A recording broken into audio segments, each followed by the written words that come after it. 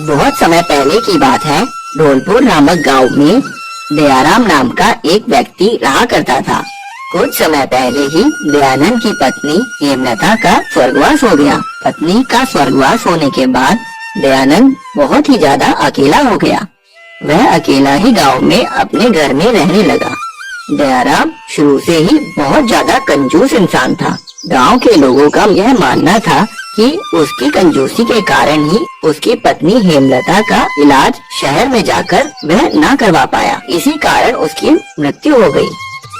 दयानंद कंजूसी के साथ साथ बहुत ही ज्यादा लालची भी था। वह हमेशा ही पैसा बचाने में लगा रहता था और अपने धन दौलत पर बहुत ज्यादा मरता था। फिर एक दिन, अरे भाई दयाराम कैसे हो? अरे सतपाल भाई कैसे हो तुम? बस भाई अपनी तो ठीक चल रही है, तुम सुनाओ कैसे हो? अरे हम क्या बताएं भाई, अपनी तो बस कट रही है जैसे तैसे। आजकल हाथ थोड़ा तंग है, ऐसा है कि हाथ में टिकता ही नहीं। हाँ, अरे भाई दयाराम, भला पैसा तुम्हारे पास नहीं टिकेगा तो भला और किसके पास टिकेगा? तुम्हारा कोई खर्चा नहीं भाई, ना ही तुम्हारा कोई घर बार है, और तुम क्या करोगे इतना पैसा कमा कर? खर्चा तो हम जैसे लोगों का होता है जिन्हें घर चलाना होता है, बीवी बच्चे पालने होते हैं। भाई दयाराम, तुम्हें तो अब दान धर्म करना चाहिए। अरे नहीं भाई नहीं, मुझ जैसा गरीब इंसान इस गांव में कहाँ भला, मेरे पास कहाँ पैसा है यार। हाँ, लोग कर लो बात, सुबह सुबह मजाक कर रहे हो दयाराम भाई। तुम्हारी बात सुनकर मुझे गांव के सतबीर के दादा की याद आ गई। क्या? कौन सी बात भाई? वो ही अपना सतबीर, इसके दादा गांव के बाहर जो खतरनाक जंगल है उसमें पैसे के लालच के कारण गुफा में चले गए थे। क्या? मुझे नहीं पता भाई ऐसी किसी भी बात के बारे में। भाई ये कहानी एक सच्ची घटना है। भाई तो फिर ये कहानी है क्या? मुझे भी तो बताओ। कुछ नहीं, फिर कभी बताता हूँ, अभी मुझे शहर जाने में थोड़ी देरी है, फिर मिलते हैं भाई। अरे सतपाल भाई, इतना भी क्या जल्दी? काम की बात तो तुमने कुछ बताई नहीं और भागे चले जा रहे हो। जरा हमें भी तो बताओ उस बारे में। भाई दयाराम, सतबीर के दादा भी तुम्हारी ही तरह बहुत कंजूस इंसान थे, जो बहुत ही ज्यादा पैसे पर मरा करते थे। क्या मेरी तरह? तुम्हारे कहने का क्या मतलब है, मैं कंजूस हूँ? अरे नहीं, मेरा वो मतलब नहीं था, तुम तो गुस्सा हो गए यार। मेरा मतलब है वह बहुत ही ज्यादा कंजूस इंसान थे। एक बार उन्हें किसी साधु महात्मा ने बताया कि तू हर समय पैसा करता रहता है, जा तेरी सारी समस्याएं गांव के बाहर जो जंगल है उसमें एक चमत्कारी गुफा है, उसमें जाकर तेरी सारी समस्याएं खत्म हो जाएंगी। भाई दयाराम, लोगों का तो यह कहना है कि वह गुफा पूरी सोने से भरी हुई है। सोने से? अरे वाह। हाँ, फिर क्या, सतबीर के दादा को पैसे का इतना लालच था कि वह निकल पड़े रात में ही चमत्कारी गुफा को खोजने के लिए। और फिर क्या भाई, वह दिन था और आज का दिन है। पूरे गांव में सतबीर के दादा को कभी किसी ने नहीं देखा, ना जाने उनका क्या हुआ। तभी कहता हूँ दयाराम भाई, पैसे का लालच कभी नहीं करना चाहिए। अरे सतपाल भाई, वो सब छोड़ो, तुम ये बताओ वह गुफा अभी भी है क्या? हाँ भाई, गांव के लोगों का तो कहना है कि वह गुफा अभी भी है और पूरे सोने चांदी से भरी है, पर लोगों का कहना यह भी है कि उस सोने की रक्षा कोई बहुत बड़ा दानव आज भी कर रहा है। क्या दानव? हाँ भाई। चल भाई दयाराम, अब मैं चलता हूँ, मुझे बहुत देर हो गई यार। ऐसा कहकर सतपाल वहाँ से चला जाता है, पर दयाराम के दिमाग में तो यही बात घूम रही होती है। क्या बढ़िया बात बताई है सतपाल ने। अगर ये बात सही है तो एक बार गुफा को खोजने में क्या हर्ज है? अगर मैं उस गुफा से थोड़ा सा भी सोना निकाल लाऊं तो इससे मैं कितना अमीर बन जाऊंगा। अरे वाह। पर नहीं भाई दयाराम, अगर इन सब चक्रों में मैं मारा गया तो, और वह दानव वाली बात अगर सच हुई तो वह दानव तो मुझे कच्चा ही खा जाएगा। अरे नहीं। पर दयाराम, एक बार कोशिश करने में क्या बुराई है? दानव दिखा तो मैं गुफा से बाहर आ जाऊंगा, पर एक बार अगर सोना हाथ में आ गया तो माला माल हो जाएंगे, माला माल। दयाराम अपनी ही सोच में पूरी तरह से फंस जाता है। वह पूरा दिन यही सोचता रहता है कि उसे जाना चाहिए या नहीं। आखिरकार वह जंगल में चमत्कारी गुफा ढूंढने के लिए जाने का फैसला करता है। चाहे कुछ भी हो दयाराम, आज तो मैं उस चमत्कारी गुफा को खोजकर ही निकालूंगा और फिर मैं बन जाऊंगा इस गांव का सबसे अमीर आदमी। ऐसा सोचकर दयाराम गांव से बाहर जंगल में चमत्कारी गुफा को खोजने के लिए निकल जाता है। बहुत समय पहले की बात है। राजू नाम का एक व्यापारी बंसीपुर नामक गांव में रहा करता था। राजू का आम का बहुत बड़ा व्यापार था। उसके घर के पास ही उसका एक बहुत बड़ा आम का बगीचा था, जिसके आम वह गांव में और शहर में बेचने जाया करता था। राजू सेठ बहुत ही ज्यादा कंजूस था। वह हर समय पैसा बचाने के लिए लगा रहता था। राजू का एक नौकर था जिसका नाम था शामू। शामू बहुत ही ज्यादा दानवीर इंसान था। फिर एक दिन, अरे शामू, जरा देखकर तो आइयो, गोदाम में पड़े आम कहीं सड़ तो नहीं गए हैं? इतने दिन हो गए उन्हें वहाँ रखे रखे, देख तो जरा कहीं वह सारे खराब तो नहीं हो गए। जी मालिक, मैं अभी देख कर आता हूँ। फिर शामू गोदाम में जाकर देखता है तो वहाँ जाकर देखते ही हैरान हो जाता है। गोदाम में रखे सारे आमों में कीड़ा लगा हुआ होता है। अरे ये क्या हो गया? यह तो सारे आम ही खराब हो गए। इन सभी आम में तो कीड़ा लग गया है। हे भगवान, मुझे जल्दी से जाके सेठ को सब बताना होगा। पर सेठ जी यह सुनकर बहुत ज्यादा गुस्सा हो जाएंगे। ऐसा करता हूँ, मैं इन पर कीटनाशक दवाई डाल देता हूँ। आखिरकार सेठ जी भी तो दवाई डालने के लिए ही कहेंगे। ऐसा सोचकर शामू दवाई लेने के लिए चल पड़ता है। पर तभी, रुक शामू, ये तू क्या करने जा रहा है? आम सड़ गए हैं, इसमें इन जीव जंतुओं का क्या कसूर? यह तो बेचारे अपना पेट ही भर रहे थे ना। इन बेचारों की क्या गलती इसमें, जो मैं इन्हें जान से मारने जा रहा हूँ? ऐसा सोचकर शामू रुक जाता है। ऐसा करता हूँ, सेठ जी के पास ही जाकर सब कुछ बता देता हूँ। फिर जो सेठ जी कहेंगे मैं वैसा ही करूँगा। पर अभी इन जीव जंतुओं को मारना बहुत गलत होगा, नहीं तो सारा पाप मुझ पर ही लगेगा। ऐसा सोचकर शामू गोदाम से बाहर आ जाता है और दुकान में जाकर देखता है कि सेठ जी तो दुकान से जा चुके हैं। अरे सेठ जी तो यहाँ से चले गए। चलो कोई बात नहीं, मैं कल सेठ जी से इस बारे में बात करके देखूंगा। फिर अगले दिन राजू सेठ दुकान पर आता है, पर शंभू गोदाम में सारे आमों में कीड़े लगे हुए हैं, यह बात सेठ जी को बताना भूल जाता है। ऐसे ही 2-3 दिन निकल जाते हैं, पर शामू के दिमाग से तो यह बात निकल ही जाती है। गोदाम में रखे आम सड़ गए हैं, यह बात बिल्कुल ही भूल जाता है। अरे शामू, यह हरिया लाल का आम का कुछ ऑर्डर है, ले जाना जरा। जरा आम की पेटी के साथ ऑर्डर दिया। जी मालिक, मैं अभी जाता हूँ। शंभू ऑर्डर देने के लिए निकल जाता है। सारा काम तो हो गया, चलो एक चक्कर मैं गोदाम के भी लगा आता हूँ। जरा देखूं तो ये शामू का बच्चा अच्छे से काम करता भी है या नहीं, या ऐसे ही पगार लिए जा रहा है। चलो एक बार चलकर देखा जाए। ऐसा कहकर राजू सेठ गोदाम की तरफ चल पड़ता है और जैसे ही गोदाम में देखता है तो उसके तो होश ही उड़ जाते हैं। पूरा गोदाम बुरी तरह से गंदे आमों की महक से सड़ रहा होता है। सारी जगह सड़े हुए आम ही आम दिखाई दे रहे होते हैं और सब जगह कीड़े ही कीड़े होते हैं। यह सब देख के सेठ हैरान हो जाता है। उसके तो मानो पैरों के नीचे से जमीन ही खिसक जाती है। उसे तो मानो सब जगह नुकसान ही नुकसान दिखाई दे रहा होता है और सेठ गुस्से में लाल बबूला हो जाता है। ओ शामू! फिर थोड़ी देर बाद शामू ऑर्डर देकर दुकान पर वापस आ जाता है। अरे शामू भाई, तुम यहाँ हो? वहाँ गोदाम में तुम जल्दी जाओ, सेठ बहुत ही ज्यादा गुस्से में है और तुम्हारा इंतजार कर रहे हैं। यह सुनकर शामू को आम में लगे कीड़ों की बात याद आती है अरे अरे अरे, ये क्या कर दिया मैंने?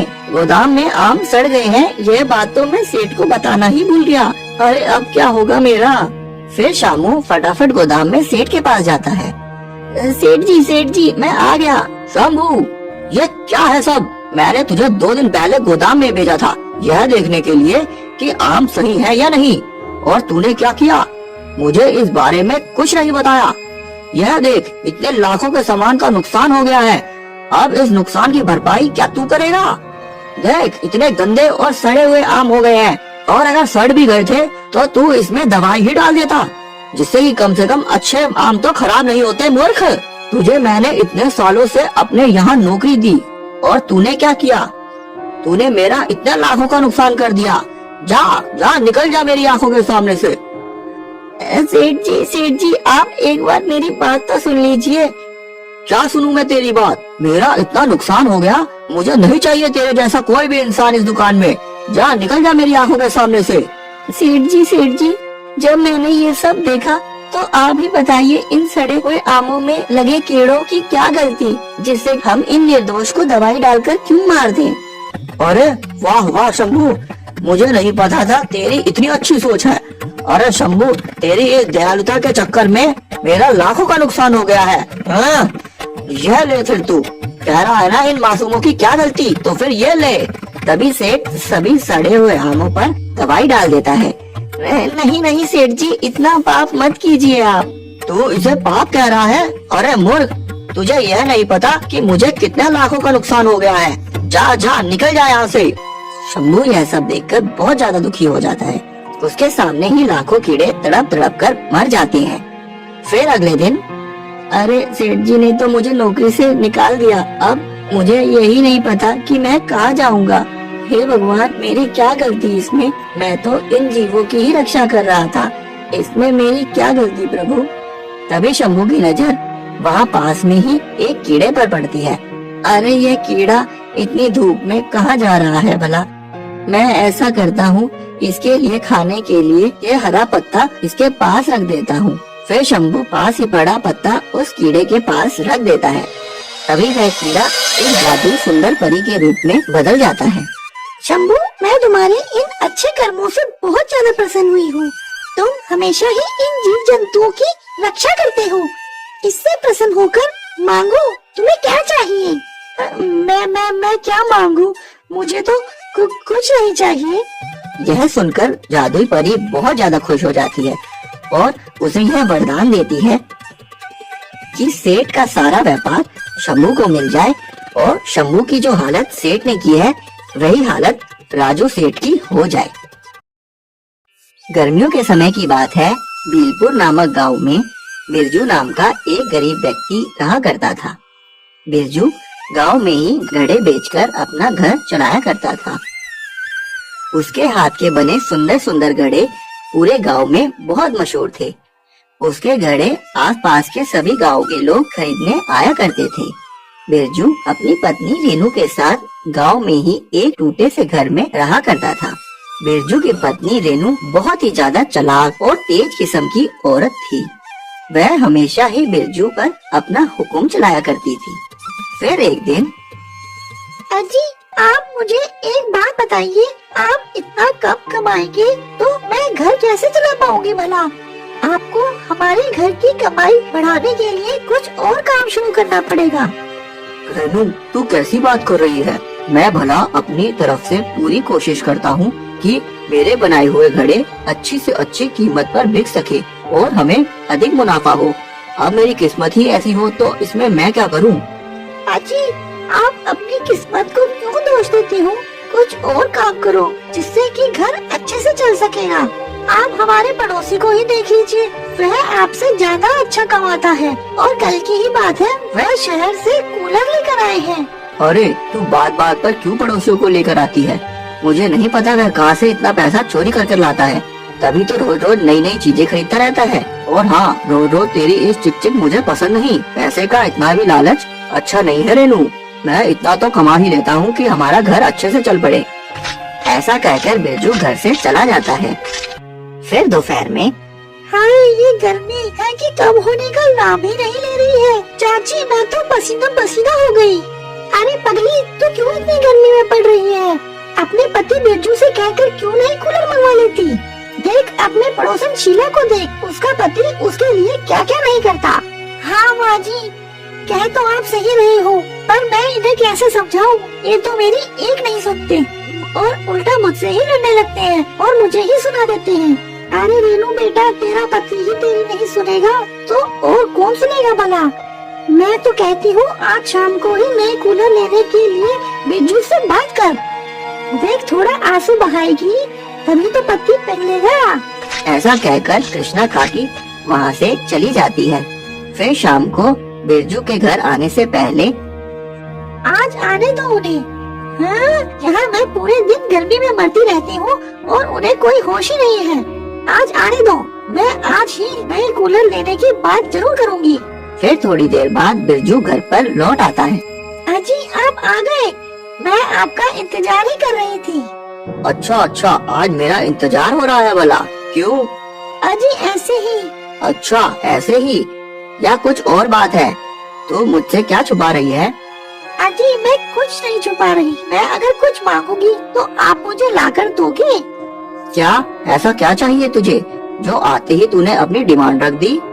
अजी दिन में घर में बहुत ज्यादा गर्मी होती है, पूरा दिन मैं घर में इस पंखे की गर्म हवा ही खाती रहती हूँ और दोपहर में तो गर्मी का बहुत बुरा हाल होता है।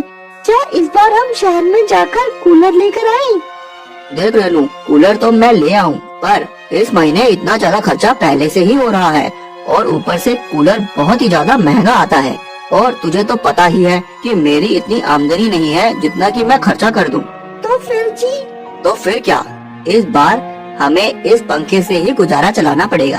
अजी ऐसे कैसे मैं यहाँ गर्मी में पूरा दिन मरती रहूंगी? आपको कोई होश है या नहीं?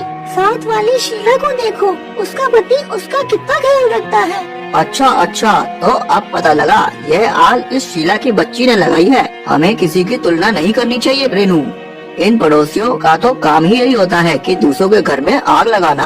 हमारे घर में आग लगा के खुद शांति से बैठे हैं। हाय मेरी तो किस्मत ही फूट गई इस आदमी से शादी करके। यह मेरी एक नहीं सुनता और पूरे गांव के आदमी अपनी पत्नियों को इतने अच्छे से रखते हैं, पर मेरा पति है कि मेरी एक नहीं सुनता। मेरी इस घर में कोई इज्जत नहीं। अरे अरे, रो क्यों रही है भला? मैं देखता हूँ फिर। अब तू रोना बंद करेगी? अब तू रो के पूरे गांव को उठाएगी क्या? चुप हो जा, चुप हो जा। मैं देखता हूँ, कहीं ना कहीं से कूलर का जुगाड़ करता हूँ कल। फिर अगली सुबह रेनू को तो बोल दिया कूलर के लिए, पर अब कूलर का जुगाड़ कहाँ से होगा? यही सोच रहा हूँ, क्या करूँ मैं ऐसा? ये रेनू भी है ना कि किसी भी चीज की जिद कर लेती है। अब करो इसकी जिद पूरी। हाँ, तभी बिरजू की नजर पास में ही रखे घड़े पर पड़ती है। घड़े में पानी भरा हुआ होता है। एक मिनट, अरे वाह, यह घड़ा। क्यों ना मैं इस घड़े को ही कूलर बना दूं? हमारे पास पंखा तो पड़ा ही है और मैं एक नया और बड़ा घड़ा कुछ इस तरीके का बनाऊंगा जिससे कि ये पंखा उस घड़े में अच्छे से बैठ जाए। अरे वाह वाह, यह तो बहुत ही अच्छा उपाय है। फिर बिरजू एक बड़ा सा घड़ा बनाकर तैयार करता है और उसके आगे घर पर रखा हुआ पंखा फिट कर देता है। फिर उस घड़े में पानी भरकर पंखे को चला देता है और फिर यह देखकर हैरान हो जाता है कि पंखे वाले घड़े से इतनी अच्छी और ठंडी हवा आ रही है। यह देखकर बिरजू मानो बहुत ज्यादा खुश हो जाता है। फिर वह मिट्टी के घड़े से बना कूलर अपनी पत्नी रेनू को दिखाता है। अरे रेनू, देख तेरे लिए मैं कूलर ले आया। अजी क्यों झूठ बोल रहे हो सुबह सुबह? अरे मैं झूठ नहीं बोल रहा, तू ही देख ले। अजी यह तो बस एक बड़ा सा घड़ा है, चलो हटो, मुझे बहुत ज्यादा काम है घर में। अरे भगवान, सुन तो सही और रुक, मैं इस देसी कूलर को चलाकर दिखाता हूँ। इस देसी कूलर के आगे तेरे बड़े बड़े एसी भी फेल हो जाएंगे। फिर जैसे ही बिरजू देसी कूलर के पंखे को चलाता है, तभी मिट्टी के बने कूलर से इतनी ठंडी हवा आती है कि रेनू तो खुशी के मारे झूम उठती है। अरे वाह, यह तो कमाल ही कर दिया आपने। फिर मिट्टी से बने कूलर की बात पूरे गांव में फैल जाती है। सभी को मिट्टी के बने कूलर बहुत ज्यादा पसंद आते हैं और फिर थोड़े दिन बाद बिरजू मिट्टी से बने कूलरों को अपने घर पर ही बनाकर बेचने लगता है और एक सफल और अमीर व्यापारी बन जाता है।